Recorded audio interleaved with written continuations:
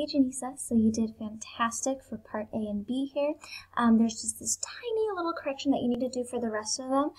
You wrote it all out good, but what happened here, so this whole first part is perfect. You got here 16 minus 4 divided by 2 factorial. 16 minus 4 is 12. And then right here, you put over 1 factorial instead. So this needs to be changed to 2 factorial. And remember that 2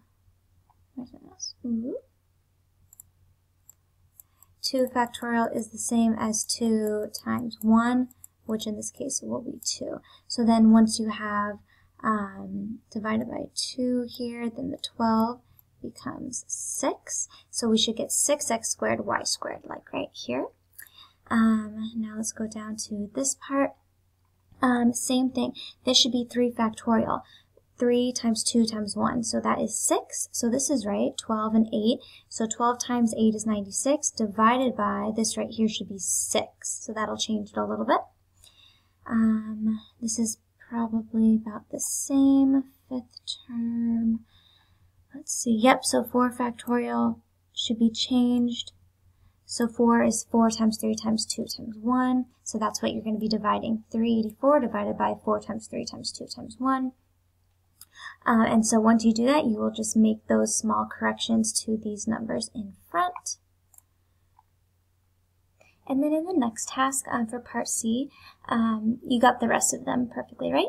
A and B, remember that A is always this first term and B is always this term here. So I see you got the 21 and 35 from Pascal's triangle, but just to know what A and B are, that's just going to be these two terms here. Now when we come down here, all right, you're going to be dragging the labels, and so this is what we need to do here.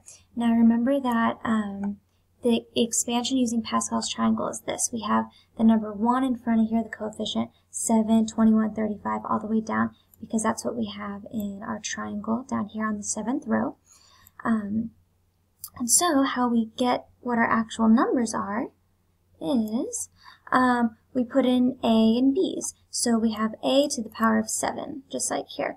A, we said, was 2x to the 3rd, and then we have 7, blah, blah, blah. So what you're going to do, you're going to go through.